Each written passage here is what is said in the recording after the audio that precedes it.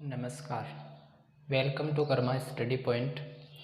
हमारा जो चैप्टर है इंटीग्रेशन समाकलन वो हमने स्टार्ट कर रखा है, जिसका बेसिक हमने कवर कर लिया कि इंटीग्रेशन एक्चुअल में होता क्या है वो हमने डिस्कस किया है बिल्कुल बेसिक से। उसके बाद में मैंने आपको एक्सप्लेन किया कि जो आपके पास इंटीग्रेशन के क्वेश्चन आते हैं उनको हम सोल्व 4 मेथड से करते हैं, जिसमें फर्स्ट हमारा था मानक सूत्रों द्वारा समाकलन, जिसमें हमारे पास आते हैं स्टैंडर्ड फॉर्मूले जो हमें क्या होते हैं याद करने होते हैं। ठीक है। उसके बाद में जो सेकंड मेथड हमारा आता है वो था हमारे पास इंटीग्रेशन बाय सब्स्टिट्यूशन मेथड, यानी उसके अंदर क्या था प्रतिस्थापन द्वारा समाकलन था। उसके अंदर हमने 4 पॉइंट देखे थे। ठीक है, कि हम किस प्रकार से एक चर का दूसरे चर में प्रतिस्थापन करते हैं, किसी अन्य ट्रिग्नोमेट्री फलन में क्या करते हैं प्रतिस्थापन करते हैं, वो बिल्कुल हमने एकदम बेसिक से देखा है और साथ में उसके एग्जाम्पल भी हमने कवर किए हैं। अब हमारे पास जो थर्ड मेथड आता है जिसे हम बोलते हैं आंशिक विनोमी वियोजन द्वारा समाकलन। ठीक है, यानी integration by resolving into partial fraction.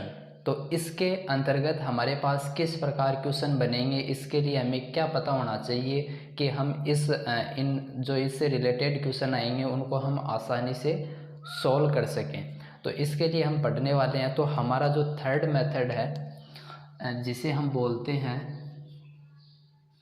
आंशिक विनोमी वियोजन से समाकलन या के द्वारा समाकलन। तो हमें क्या करना पड़ेगा, जो आंशिक भिन्न की फॉर्म में आएंगे, यानी एक तरह से क्या आएगी आपके पास फ्रैक्शन आएगी, भिन्न आएंगे, और उनको आप कैसे क्या करोगे इंटीग्रेट करोगे वो हम देखने वाले हैं। तो यहाँ पर आपके पास क्या होता है, मैं आपको बताऊंगा यहाँ पर कंडीशन कि आंशिक भिन्न होती क्या है। ठीक है, इस पर बेस हमारे पास क्वेश्चन आएंगे तो हम उनको कैसे एक इजी वे के अंदर सोल्व करेंगे। तो उसके लिए कुछ स्टेप चलती हैं, यदि वो स्टेप आप प्रत्येक क्वेश्चन में फॉलो करोगे तो वो क्वेश्चन आसानी से हो जाएगा। ठीक है, तो पहले आपको ये पता होना चाहिए कि परिमेय बीजीय भिन्न क्या होती है। ये शब्द ये टर्म आपको क्यों पता होनी चाहिए, क्योंकि आपके पास क्या होगी परिमेय बीजीय भिन्न क्या होती है, जिसे हम क्या लिख सकते हैं, हमारे पास दो फंक्शन आएंगे, एक हमने मान लिया f(x) है और एक हमारे पास है g(x). और भिन्न का मतलब क्या है, अंश बटा हर की फॉर्म में हो। तो ये हमारे पास है f(x) अपॉन में g(x). इस फॉर्म में आपको जब भी देखने को मिलेगी भिन्न वो है परिमेय बीजीय भिन्न, यानी यहाँ पर आपको बीजीय भिन्न अलजेब्रिक का मतलब है कि x के टर्म में या y के टर्म में ऐसे आपके पास फंक्शन आपको देखने को मिलेंगे f(x) अपॉन में g(x), यानी ये फॉर्म आपको देखने को मिलेगी अंश बटा हर। वहाँ आपको आंशिक विधि क्या करनी है, अप्लाई करनी है। तो ये जो आपकी थर्ड मेथड है आंशिक विधि, सिंपली बोल सकते हैं आंशिक विधि, और वैसे पूरा नाम आंशिक विनोमी वियोजन से समाकलन। इसमें क्या होता है, देखो आपके पास क्या आएंगे परिमेय बीजीय भिन्न आएंगे। अब परिमेय बीजीय भिन्न आपके पास किसी भी प्रकार की आ सकती है, आपको उसको क्या करना होता है, पहचानना होता है कि वो किस प्रकार की है। तो ये होती है नॉर्मली दो प्रकार की। कितने प्रकार की, दो प्रकार की। एक तो होती है उचित परिमेय भिन्न और एक आपके पास होती है विषम परिमेय भिन्न। परिमेय भिन्न ये दो प्रकार की होती हैं, इनको आपको समझना जरूरी है, क्योंकि यदि आपके पास कोई भी भिन्न आ गई, ठीक है, अब वहाँ पर कोई और मेथड लग रहा होगा और आपने लगा दिया, आपने देखा कि f(x) अपॉन में g(x) की फॉर्म आ रही है, आपने वहाँ पर भिन्न को पहचाना नहीं कि वो किस प्रकार की भिन्न है, यहाँ पर आंशिक विधि लगेगी या नहीं लगेगी, आपने डायरेक्ट वहाँ पर इंटीग्रेशन कर दिया तो वो गलत हो जाएगा। इसलिए आपको जैसे मानक सूत्र आएंगे, मानक सूत्र द्वारा समाकलन, तो वहाँ पर आपको एक स्टैंडर्ड फार्मूला देखने को मिलेगा या वो उस फॉर्म में कन्वर्ट होगा तो आप आसानी से पहचान सकते हो। सेकंड मेथड में आपको ऐसे पता चलेगा कि वहाँ पर अवकल गुणांक जरूर मौजूद होगा, यानी आप एक टी मानोगे तो आपके पास dt यानी डेरिवेटिव जरूर आपको देखने को मिलेगा। वैसे ही आंशिक भिन्न में आपको क्या होगा, आपको प्रमेय बीजीय भिन्न इस प्रकार से देखने को मिलेंगी, ठीक है। आपको वहाँ पर क्या करना पड़ेगा, उनको पहचानना पड़ेगा। तो उचित प्रमेय भिन्न और एक होती है विषम प्रमेय भिन्न। देखो आप आंशिक विधि जो आंशिक भिन्नों में वियोजन से समाकलन है वो कहाँ अप्लाई करोगे, वो आप अप्लाई करोगे उचित प्रमेय भिन्न में। कहाँ पर अप्लाई करोगे, उचित प्रमेय भिन्न के अंदर अप्लाई करोगे। यानी उचित प्रमेय भिन्न क्या होती है, जिसमें अंश की जो घात है, जिसमें जो अंश की जो घात है वो हर की घात से क्या होती है, छोटी होती है। जो अंश की घात है वो हर की घात से क्या होती है, छोटी होती है। यानी जो हर वाली घात है वो बड़ी होनी चाहिए। यदि हर वाली घात जिस प्रमेय बीजीय भिन्न की बड़ी है, हर की घात, बात याद रखना, हर की घात जिसकी बड़ी है आप उसका ही इंटीग्रेशन कर सकते हो।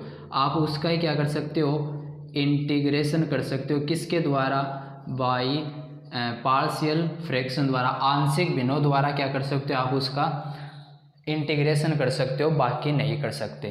तो फिर हमारे पास ये नेक्स्ट टर्म आता है कि विषम प्रमेय भिन्न। तो फिर इससे क्या ताल्लुक हुआ, तो समझना बात को। यहाँ पर क्या होगा, यहाँ पर हमारे पास अंश की जो पावर होगी, अंश की जो घात आएगी, भाई यहाँ पर मैंने बीजीय भिन्न बोला है तो आपके पास कुछ इस प्रकार से फॉर्म आ सकती है, एक्स स्क्वायर बटा एक्स स्क्वायर प्लस 1, ठीक है, एक्स बटा एक्स प्लस 1, ठीक है। इधर आपके पास एक्स स्क्वायर प्लस 1 बटा एक्स प्लस 1, यानी ये फॉर्म आपको ऐसे देखने को मिलेंगी, ठीक है। या फिर आपको ऐसा मिल सकता है, ज़रूरी थोड़ी है ना, ठीक है। यानी एफ एक्स अपॉन में जी एक्स आपको देखने को मिलता है। तो यहाँ पर क्या होगी, जो ऊपर जो अंश है उसकी पावर हर से बड़ी होगी, यानी इस बार अंश की पावर क्या है, ज़्यादा है, अंश की घात क्या है, ज़्यादा है। तो उस कंडीशन में आप आंशिक भिन्नों में वियोजन से इंटीग्रेशन नहीं कर सकते, वहाँ पर आप इंटीग्रेशन डायरेक्ट नहीं कर सकते। तो फिर कैसे करेंगे, तो उसके लिए आपको एक स्टेप को फॉलो करना पड़ेगा, और वो आपके पास स्टेप क्या है, डिवाइड मेथड, भाग विधि आपको अप्लाई करनी पड़ेगी। क्या करनी पड़ेगी, भाग विधि अप्लाई करने के बाद में यदि वो विषम प्रमेय भिन्न आ रही है, यानी उसकी अंश की घात हर की घात से बड़ी है, तो आप क्या करोगे, उसको उचित प्रमेय भिन्न बनाओगे। क्या करोगे, उचित प्रमेय भिन्न बनाओगे। किसके द्वारा बनाओगे, जो स्टेप है वो है भाग विधि, ठीक है। भाग विधि से आप क्या करोगे, उचित प्रमेय भिन्न बनाओगे, देन उसका इंटीग्रेशन होगा, वरना नहीं होगा। तो ये बात आपको याद रखनी है। यदि विषम प्रमेय भिन्न आ रही है, यानी अंश की पावर ज़्यादा है, तो भाग विधि से अंश की पावर कम करनी पड़ेगी, क्योंकि भाग देते हैं तो जो ऊपर वाली टर्म है वो कम हो जाती है। तो भाग कैसे देंगे, उनको भी बिल्कुल हम बेसिक से पढ़ेंगे। और यहाँ पर देखिए आपके पास उचित प्रमेय भिन्न आ रही है तो आप उसका डायरेक्ट इंटीग्रेशन कर सकते हो। अब करोगे कैसे, ठीक है, उसके लिए आपके पास क्या आने वाली हैं, कुछ स्टेप आने वाली हैं जो आपको फॉलो करनी है। देन हम आसानी से क्या कर सकते हैं, इंटीग्रेशन कर सकते हैं। तो सुनना यहाँ पर आप आगे, जो हमारे पास मेन स्टेप, आपने इतना काम कर दिया तो आपके पास क्या आने वाला, देखो यहाँ पर आप क्या कर रहे हो, आंशिक भिन्नों में वियोजन से इंटीग्रेशन कर रहे हो। तो आपके पास क्या होगा, पहली जो स्टेप आने वाली है वो कौन सी है, पहली स्टेप, कि आपको पहले क्वेश्चन में क्या करना है। जैसे आपके पास इंटीग्रेशन का क्वेश्चन आया, आपको क्या करना पड़ेगा, तो वहाँ पर आपको क्या करना पड़ेगा, वहाँ पर आपको पहले ये पहचानना होगा, पहचानना पड़ेगा, क्या करना पड़ेगा, पहचानना पड़ेगा कि वो उचित प्रमेय भिन्न है या विषम प्रमेय भिन्न, वो उचित प्रमेय भिन्न है या उचित परिमेय भिन्न है या विषम परिमेय भिन्न, विषम परिमेय भिन्न। ये आपको बात क्या करनी पड़ेगी, आइडेंटिफाई करनी पड़ेगी कि वो उचित परिमेय भिन्न है या विषम परिमेय भिन्न। यदि उचित परिमेय भिन्न है तो आप नेक्स्ट स्टेप की ओर बढ़ोगे, और उचित परिमेय भिन्न नहीं है यानी विषम परिमेय भिन्न है तो आप क्या करोगे, डिवाइड करोगे, वहाँ पर क्या करोगे, डिवाइड करोगे।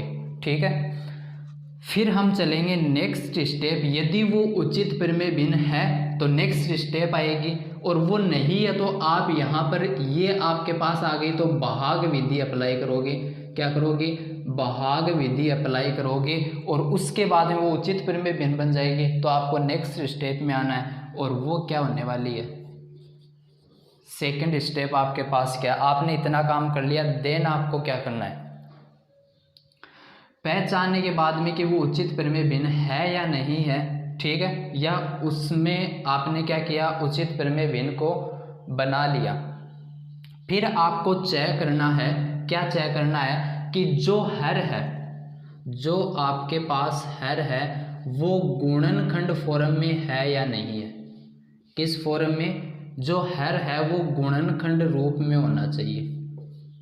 किस रूप में होना चाहिए, गुणनखंड रूप में होना चाहिए। जैसे आपके पास ये आ गया x अपॉन में x square plus 2x plus 1, तो ये जो आपके पास क्वाड्रेटिक इक्वेशन है, द्विघात समीकरण है, ये क्या है, गुणनखंड फॉर्म में नहीं है, एक इक्वेशन है। तो आपको इसको क्या करना पड़ेगा, गुणनखंड फॉर्म में कन्वर्ट करना पड़ेगा, इसके फैक्टर करने पड़ेंगे, और फिर इसको आपको नीचे क्या करना पड़ेगा, गुणनखंड रूप में लिखना पड़ेगा। यदि गुणनखंड फॉर्म में आ गई, जैसे आपके पास आ गया x अपॉन में x प्लस 1 और x माइनस 1, तो कोई दिक्कत नहीं है।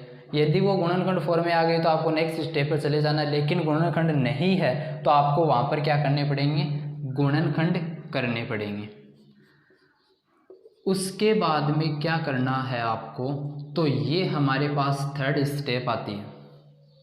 उसके बाद में आपको क्या करना है, आपने इतना काम कर दिया, देन आपको क्या करना है, वहाँ से इंटीग्रेशन फाइंड करना है, यानी ये इनटू की फॉर्म में होंगे, सभी क्या होंगे, इनटू की फॉर्म में होंगे।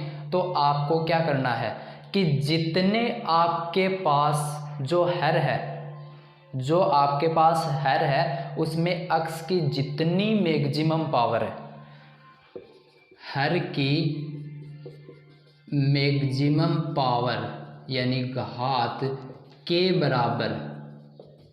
बराबर कांस्टेंट लेने हैं। क्या लेने हैं, कांस्टेंट लेने हैं। ये है आपके पास थर्ड स्टेप कि हर की जितनी मैक्सिमम पावर है, देखो यहाँ पर मैक्सिमम पावर कितनी है, 2, यहाँ पर मैक्सिमम पावर कितनी है, 1, जबकि ये तो क्या है, ये विषम परिमेय भिन्न है तो इसको हमें कन्वर्ट करना पड़ेगा। ठीक है, यहाँ पर मैक्सिमम पावर कितनी है, 1, यहाँ पर कितनी है, 1, तो ये आपको पहचानना है कि वहाँ पर मैक्सिमम पावर कितनी है।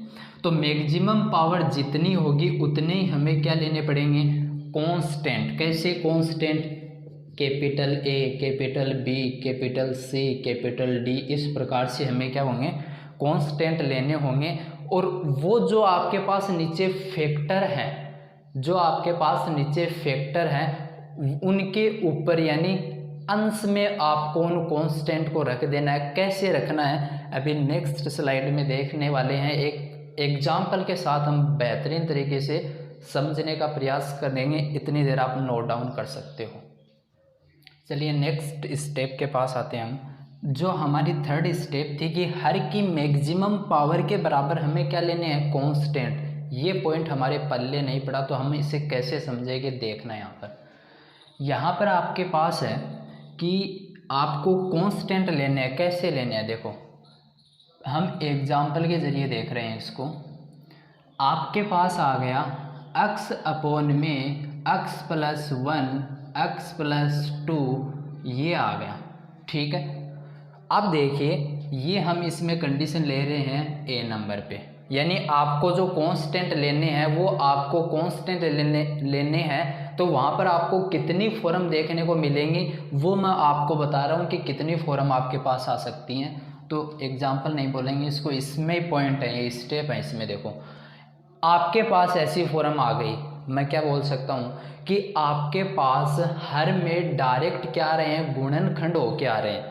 यदि नहीं है तो आपको करने पड़ेंगे, श्योर है। सेकंड कंडीशन हमने यही देखी है कि वहाँ पर गुणनखंड यदि है तो बहुत बढ़िया बात है, लेकिन नहीं है तो आपको करने पड़ेंगे। देखना यहाँ पर x अपोन में x+1 x+2 यहाँ पर आपके पास फैक्टर मौजूद हैं, तो आपको क्या करना है, कांस्टेंट थर्ड स्टेप में आपको क्या करना पड़ेगा, कांस्टेंट लेने हैं। तो यहाँ पर आप कांस्टेंट लोगे कितने, यहाँ पर देखिए आपके पास मैक्सिमम पावर कितनी है, मैक्सिमम पावर आपके पास है 2।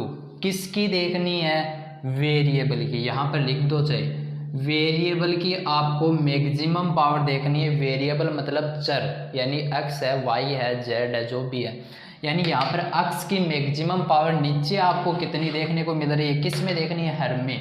तो यहाँ पर आपको मैक्सिमम, जब वैसे देखने पर तो 1 लग रही है, लेकिन जब आप इंटू करोगे तो कितनी आएगी, 2 आएगी। यानी मैक्सिमम पावर 2 है, तो आप कितने कांस्टेंट लोगे, 2 कांस्टेंट लोगे। ठीक है। और अपोन में जो आपके पास फैक्टर, जितने भी फैक्टर आ रहे हैं, यहाँ पर 2 हैं, 3 भी आ सकते हैं, 4 भी आ सकते हैं। तो जितने फैक्टर आ रहे हैं उनको क्या कर देंगे, 1 बाई 1 एक दूसरे कांस्टेंट के नीचे क्या कर देंगे, लिख देंगे।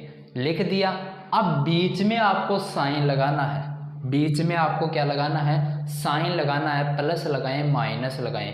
तो इसके लिए आपको बिल्कुल कन्फ्यूजन नहीं होना है। देखो यहाँ पर प्लस चिन्ह लगेगा, क्या लगेगा, प्लस चिन्ह लगेगा। क्यों लगेगा, रीजन बता देता हूँ। क्योंकि प्लस चिन्ह एक ऐसा चिन्ह है जहाँ पर यदि प्लस आए तो वो प्लस ही रहेगा, कोई चेंज नहीं होगा। बट माइनस आ जाए तो वो माइनस हो जाएगा, कोई इफेक्ट पड़ा नहीं पड़ा। इसलिए क्या लिया जाता है, प्लस लिया जाता है। वो चेंजमेंट नहीं होता, जैसा इनपुट आ रहा है ना वो वैसा का वैसा आउटपुट देता है। प्लस आ रहा है तो प्लस देगा, माइनस आ रहा है तो माइनस देगा। ये बात आप याद रखना। तो ये बात यहाँ पर हो गई। ठीक है। आगे फोर्थ स्टेप में इसका हम इंटीग्रेशन करेंगे। कैसे करेंगे वो अभी बताने वाला हूँ, लेकिन आपके पास इस थर्ड स्टेप में कैसी कैसी फॉर्म आ सकती है वो बता रहा हूँ, तो ध्यान देना। एक फॉर्म आ गई फैक्टर होके। अब आपके पास आ गया फैक्टर नहीं होके आ रहा है, फैक्टर की पुनरावृत्ति हो रही है। यानी जो गुणनखंड हुए हैं वो बार बार आ रहे हैं। मतलब x+1 है आपके पास और एक x+2 का होल स्क्वायर आ गया। यानी यहाँ पर देखिए आपके पास ये 2 है, यानी पुनरावृत्ति हो रही है, और ये 1 है। यदि आपके पास ऐसी फॉर्म आती तो आप डायरेक्ट लिख देते, लेकिन आपके पास स्क्वायर की फॉर्म में आ रहा है। तो आपको क्या करना है, जरा ध्यान देना इधर। पहले तो आपको ये देखना है कि मैक्सिमम पावर कितनी है, उतने ही आपको कांस्टेंट लेने हैं। तो यहाँ पर आप होल स्क्वायर करोगे तो स्क्वायर आ जाएगा, फिर स्क्वायर को x से मल्टीप्लाई करोगे तो मैक्सिमम पावर कितनी आ रही है, मैक्सिमम पावर आपके पास 3 आ रही है। तो आपको 3 कांस्टेंट लेने पड़ेंगे। हमने ये लिए 3 कांस्टेंट, करेक्ट। बीच में प्लस का साइन लगाना ही है। ठीक है। अब नीचे इनको जो हर में जो नीचे है, इनको इनके नीचे कैसे लिखें। देखो यहाँ पर तो सिंपल फॉर्म आ रही थी, आपने 1 बाई 1 नीचे लिख दिया। भाई आगे और फैक्टर आ जाता तो हम प्लस एक और क्या लगा कर, कांस्टेंट लगा कर उसके नीचे लिख देते, बात बराबर ही है। ठीक है। तो यहाँ पर आपको कैसे लिखना है, तो यहाँ पर इसको आपको एक बात याद रखनी है कि जब भी आप ये फैक्टर कांस्टेंट के नीचे लिखो तो पहले आपको मिनिमम पावर लेके चलना है। क्या लेके चलना है, मिनिमम पावर लेके चलना है। यदि आप नोट कर रहे हो तो इसको नोट डाउन कर लो पॉइंट को, कि आपको क्या करना है, मिनिमम पावर लेके चलना है। कैसे समझना, यहाँ पर आपके पास पहला फैक्टर है x+1। x+1 की मिनिमम पावर कितनी हो सकती है, 0। 0 होगा तो इसका मान कितना हो जाएगा, 1। तो 0 तो हो नहीं सकती, 1 लेंगे। तो यहाँ पर x+1 की मिनिमम पावर कितनी है, 1 है, तो 1 हमने लिख दिया। ठीक है। अब यदि इसकी मैक्सिमम, इसके बाद में यदि मिनिमम के बाद में थोड़ा हाई चलेंगे तो 2 आती तो दोबारा लिखते, 3 आती तो दोबारा लिखते। बट इसकी मैक्सिमम पावर 1 ही आ रही है और मिनिमम भी 1 ही है, तो यहाँ पर ऐसा का ऐसा हमने लिख दिया। आगे चलो, इसका काम हो गया। x+2 का होल स्क्वायर, चलिए x प्लस 2 का होल स्क्वायर है। हमें पहले कांस्टेंट के नीचे जो कांस्टेंट आ रहा है उसमें मिनिमम पावर लिखनी है। तो मिनिमम पावर कितनी है, 0 तो हमें लेनी नहीं है, 1 से स्टार्ट करनी है। तो इसकी हो गई x प्लस 2 यानी इसकी पावर 1 मिनिमम हो गई। फिर कितनी आ रही है, बढ़ते हुए क्रम में लिखना है होल स्क्वायर। ठीक है, x प्लस 2 का कांस्टेंट के नीचे क्या आ गया, होल स्क्वायर आ गया। सपोज करो यहाँ पर अभी तक तो होल स्क्वायर में कंप्लीट हो गया, होल क्यूब होता तो कांस्टेंट कितने आते, 4 आते, और वो अब कितनी आ गई मैक्सिमम, x प्लस 2 का होल क्यूब। तो यहाँ पर 1 2 3 बढ़ते हुए क्रम में चल रही है। क्या हो रही है, बढ़ते हुए क्रम में चल रही है। तो आपके पास ऐसे आए तो आप ऐसे लिख सकते हो, बिल्कुल अंडरस्टैंड दिस पॉइंट। अब नेक्स्ट जो बचती है आपके पास और कंडीशन, वो कैसे आ सकती है, ये आ गया। अब आपके पास आई क्वाड्रेटिक फॉर्म में। कैसे भाई, आपके पास आ गया x स्क्वायर प्लस 1 अपॉन में x प्लस 1 और x स्क्वायर प्लस 1, ये फॉर्म आ गई। तो आप इसको कैसे कांस्टेंट के नीचे लिखोगे, ध्यान देना। x प्लस 1 ऊपर वाला इसका खेल तो बाद में, अभी हमें नीचे वाले पर फोकस करना है क्योंकि थर्ड स्टेप कर रही है वो नीचे वाले के लिए बोल रही है, हर के लिए।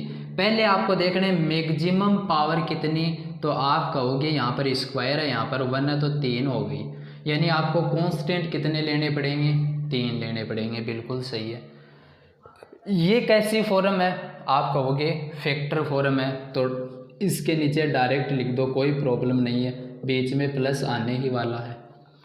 यदि यहाँ पर इसका होल स्क्वायर होता तो हम पहले मिनिमम पावर लिख दे, फिर उसको बढ़ते हुए क्रम में आके लिखते, बिल्कुल। लेकिन वो यहाँ पर नहीं है, पुनरावृत्ति यहाँ पर थी, मैंने आपको एक्सप्लेन कर दिया। यहाँ पर देखो अंदर आ रहा है x स्क्वायर आ रहा है, यानी ये एक द्विघात फॉर्म आ रहा है। कैसा फॉर्म आ रहा है, एक द्विघात फॉर्म आ रहा है। तो आप इसको कैसे लिखोगे, समझना बात को जरा ध्यान से। यदि इसकी पुनरावृत्ति होती तो हम ऐसे लिखते इसको, समझ रहे हो, बट पुनरावृत्ति नहीं है तो आपको क्या करना पड़ेगा, कांस्टेंट के लिए, कांस्टेंट तो 2 आने हैं, बिल्कुल सही, लेकिन कांस्टेंट कैसे आएंगे, दोनों एक साथ आएंगे। कैसे आएंगे, दोनों एक साथ आएंगे। और कैसे लिखना है, देखो नीचे तो x स्क्वायर प्लस 1 आने ही वाला है, नीचे तो x स्क्वायर प्लस 1 आने ही वाला है, लेकिन जब द्विघात फॉर्म में हो ये तो x स्क्वायर प्लस 1 नीचे तो ऐसा कैसा लिख देना, कोई चेंजमेंट नहीं करना है। बट ऊपर देखो यहाँ पर इसके इनटू में x लिखकर प्लस में वो कांस्टेंट कर देना है। इसके पहले वाले जो कांस्टेंट है उसके इनटू में x लिख के प्लस कर देना है। क्यों कर देना है, रीजन समझ लो। यहाँ पर मैक्सिमम पावर कितनी है, आप कहोगे 2 है। अंदर की बात कर रहा हूँ, होल स्क्वायर की बात नहीं कर रहा। यदि होल स्क्वायर होता तो हम यहाँ पर ऐसे एक्सप्लेन करते, बट अंदर स्क्वायर है, द्विघात फॉर्म है, तो हमने यहाँ पर मैक्सिमम पावर 2 लिख दी, फिर मिनिमम भी तो लिखेंगे ना, तो वो यहाँ पर मैंने ऊपर लिख दिया कांस्टेंट के साथ bx प्लस सी अपॉन में x स्क्वायर प्लस 1। ठीक है, तो ये फॉर्म आपको याद रखनी है, द्विघात में ऐसी फॉर्म लिखनी है, आपको ध्यान रखना है इस बात का। फिर आपके पास लास्ट और कैसी फॉर्म आ सकती है, एक परिमेय बीजीय फलन की कैसी फॉर्म आ सकती है, तो वो लास्ट आपके पास आता है कुछ इस प्रकार से। मान लीजिए आपके पास ये आ गया, आपके पास क्या आ गया, ये आ गया x square plus 1 x square plus 2। ठीक है जी। यदि हमारे पास फैक्टर की फॉर्म में आता तो हम डायरेक्ट कांस्टेंट के नीचे लिख देते, कोई इफेक्ट नहीं होता। तो अब हमारे पास ये भी द्विघात फॉर्म में है और ये भी द्विघात फॉर्म में है। ठीक है, तो पहले तो हमें देखना है मैक्सिमम पावर कितनी है, तो आप कहोगे यहाँ पर तो हमारे पास 4 आएगी। कितनी आएगी, 4 आएगी, मल्टीप्लाई करेंगे तो हमें कांस्टेंट कितने लेने पड़ेंगे, 4 लेने पड़ेंगे। कितने कांस्टेंट लेने पड़ेंगे, 4 कांस्टेंट लेने पड़ेंगे। अब हमारे पास यहाँ पर 2 टर्म्स है, 2 पद है हमारे पास, मैंने बोला कि ये जब भी आपके पास द्विघात फॉर्म आए, दो कांस्टेंट साथ लेना और उनके नीचे ऐसा का ऐसा लिख देना, दो कांस्टेंट साथ लेना और उनके नीचे ऐसा का ऐसा लिख देना, और बीच में क्या लगा देना, प्लस लगेगा ही लगेगा। अब यहाँ पर मैक्सिमम पावर कितनी है, 2, तो कम भी करके लिखना है तो x लिख दिया और उनको जोड़ देना है। यहाँ पर मैक्सिमम पावर कितनी है, 2, तो उससे कम भी लेना है और प्लस में जो अदर कांस्टेंट है उसको लिख देना है। तो इसको ऐसे लिख सकते हैं, इसको ऐसे लिख सकते हैं। ये हमारे पास 4 फॉर्म आ सकती हैं जिनको मैंने आपको बखूबी से क्या किया है, एक्सप्लेन किया है। अब इसकी जो स्टेप नंबर क्या आती है, स्टेप नंबर 4 आती है, वो क्या आती है, समझना बात को। इतना काम हमने कर दिया तो अभी ये जो कांस्टेंट लिए इनका मतलब क्या है, इनका मतलब है कि हमें इंटीग्रेशन करने में फ़ायदा हो गया। इनका जो सहारा लिया हमने, इसका मतलब क्या हुआ कि इंटीग्रेशन में हमारे फ़ायदा हो गया। क्यों हो गया, क्योंकि यदि हमने ये कांस्टेंट लिए तो ये प्लस में ब्रेक हो गए, और प्लस में ब्रेक हो गए तो अब हम इनका अलग अलग क्या कर देंगे, इंटीग्रेशन कर देंगे। और कैसे करेंगे, उसके लिए हमारे पास इनकी वैल्यू नहीं है, इन कांस्टेंट की किसी की भी वैल्यू हमारे पास नहीं है, तो हमें इनकी वैल्यू चाहिए। और वैल्यू चाहिए तो 4th स्टेप में हमें यही करना है कि जो आपके पास कांस्टेंट है उनकी वैल्यू फाइंड करनी है, उनकी वैल्यू क्या करनी है, फाइंड करनी पड़ेगी आपको, उनकी वैल्यू आपको फाइंड करनी पड़ेगी। तो वो कैसे करेंगे, अभी हमारे पास उसको हम इन फॉर्म में जो जो आपके पास आई है इनमें हम एक्सप्लेन करने वाले हैं कि आप ABCD के फॉर्म कैसे फाइंड करोगे। तो नेक्स्ट स्लाइड में देखने वाले हैं, आप इनको नोट डाउन कर सकते हो। अब देखिए इसके अंदर हमने जो 4th स्टेप जो फॉलो की है कि ABCD जो आपके पास कांस्टेंट आ रहे हैं उनकी आपको क्या करनी है, वैल्यू फाइंड करनी है। तो ये पार्ट हमने इरेज कर दिया यहाँ से। इस एग्जाम्पल को हम समझने का प्रयास करते हैं, इस फॉर्म को हम समझने का प्रयास करते हैं, और जो अदर फॉर्म यहाँ पर एक्सप्लेन थी सेम वैसी प्रोसेस में आपको कंपेयर करके उनमें भी जो कांस्टेंट की वैल्यू फाइंड करनी है वो सेम मेथड होगा। तो देखो क्या करना है, जो आप वैल्यू फाइंड कर रहे हो, किसकी वैल्यू फाइंड कर रहे हो, कांस्टेंट की, उसमें थोड़ा प्रोसेस है वो आपको क्या करनी है, ध्यान से करनी है। क्या करनी है, ध्यान से करनी है। देखो कैसे, यहाँ पर आपको पहले क्या करना है, दोनों पार्ट लिख लेना है। क्या करना है, दोनों पार्ट लिख लेना है। और क्या करना है, यहाँ पर आपको कंपेयर करनी है। क्या करनी है, कंपेयर करनी है। कंपेयर का मतलब क्या हुआ, दो पार्ट हमारे पास बराबर में, तो दोनों पार्ट से कंपेयर करेंगे कि ये पार्ट इसके बराबर है, ये पार्ट इसके बराबर है। तो कंपेयर कैसे करेंगे, इधर से हम ये बराबर कब होगा, यहाँ पर हम क्या करेंगे, एलसीएम लेंगे। क्या लेंगे, लघुत्तम लेंगे।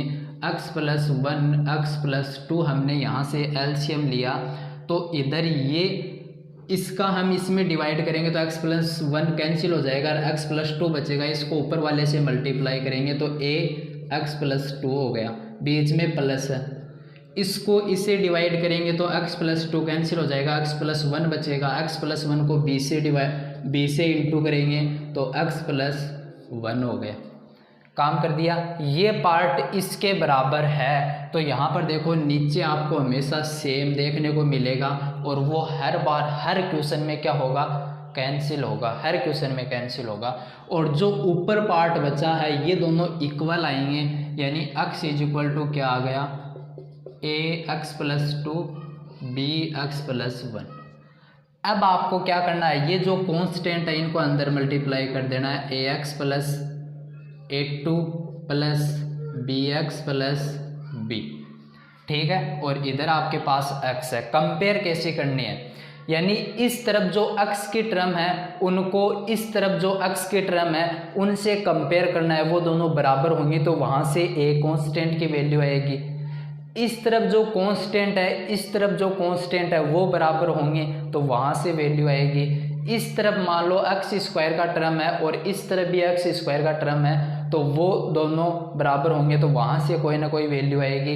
इस तरफ मान ले x² का पद है और इस तरफ x² का पद नहीं है, तो वहाँ पर आपको क्या रखना है, 0 रख देना है। जो पद नहीं है वहाँ पर बराबर क्या रख देना है, 0 रख देना है, क्योंकि वो पद कब नहीं है, क्योंकि उसके इनटू में क्या पता 0 होगा, तभी तो वो पद नहीं है, तो हम बराबर मान के चलते हैं 0।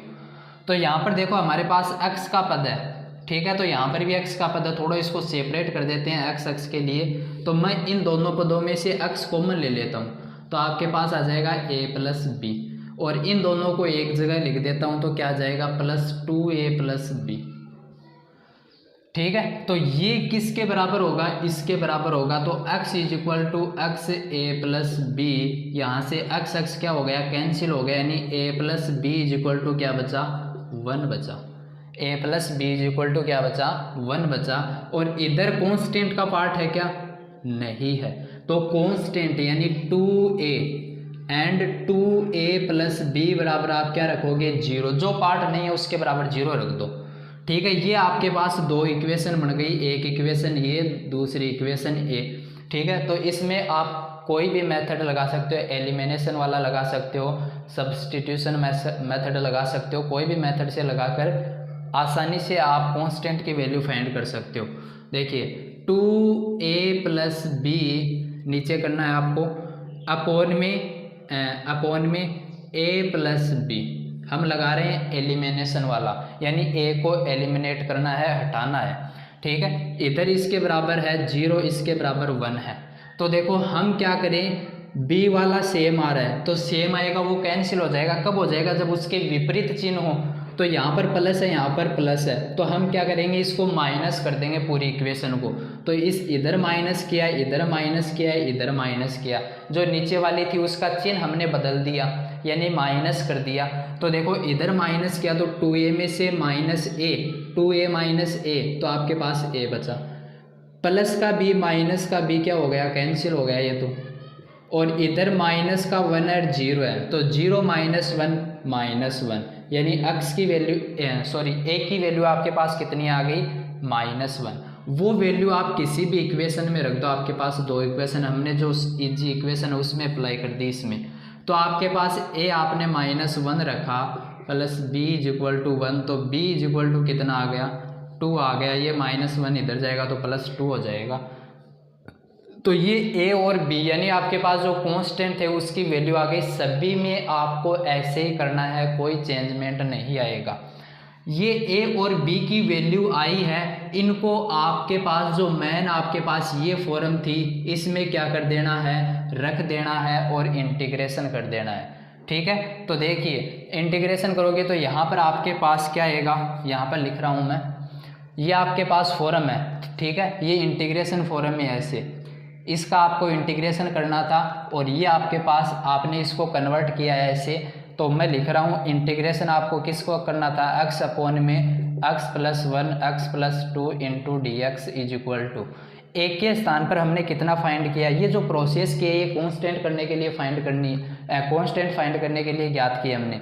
तो एक के स्थान पर -1, तो इंटीग्रेशन यहाँ पर लगा देंगे -1, तो माइनस बाहर लिया, 1 अपॉन में x प्लस 1 आ गया, बीच में प्लस, इंटीग्रेशन दोनों तरफ इंटीग्रेशन लगा देंगे।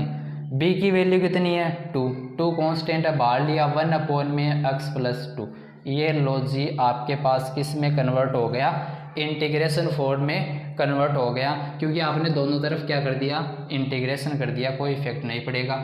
इसका आपको फाइंड करना है, ये इसके बराबर तो आएगा ये, तो माइनस इधर है, ये आपके पास क्या हो जाएगा, 1 अपॉन में x का क्या होता है, log x, इसको आप t मान लो, चाहे एक ही बात है, सीधा सीधा सिंपल आ जाएगा। तो log x प्लस 1, ठीक है। और इधर आप करोगे तो प्लस का 2, ये भी 1 अपॉन x की फॉर्म है, तो log x प्लस 2 प्लस क्या आ जाएगा, c आ जाएगा। और यहाँ पर आप फॉर्मूला भी लगा सकते हो, log m plus log n, तो वो फॉर्मूला अप्लाई करोगे तो आपके पास क्या आ जाएगा, log क्या होता है, प्लस में इंटू, यानी x प्लस 1 और x प्लस 2, ये भी लिख सकते हो, कोई दिक्कत नहीं है। 2 आ रहा है तो 2 को आप क्या करो, इसका होल स्क्वायर बना दो, ठीक है, और प्लस में क्या कर दो, c कर दो। तो आप ऐसे आसानी से किसी भी क्वेश्चन का इंटीग्रेशन कर सकते हो, किसके द्वारा, integration by resolving into partial fraction, आंशिक बिनों में वियोजित द्वारा समाकलन आसानी से कर सकते हो। तो ये वीडियो थोड़ा लॉन्ग हो जाएगा, इसके लिए हम क्या करेंगे, जो नेक्स्ट वीडियो आपके लिए अपलोड करने वाले हैं उसके अंतर्गत हम क्या करेंगे, इस पर बेस जो भी मैन यानी जो एग्जाम्पल बन सकते हैं, जो क्वेश्चन बन सकते हैं, वो हम क्या करेंगे नेक्स्ट वीडियो में डिस्कस करेंगे। तब तक के लिए आप क्या कर सकते हो, इसको बार बार आप क्या कर सकते हो, देख सकते हो, ताकि ये मेथड आपको क्लियर हो सके। ठीक है, बहुत इजी मेथड है, आपको इजी वे में मैंने समझाने का प्रयास किया है। आपको ये वीडियो पसंद आया तो आप वीडियो को लाइक कर सकते हो और हमारे चैनल को सब्सक्राइब कर सकते हो। Thank you for watching.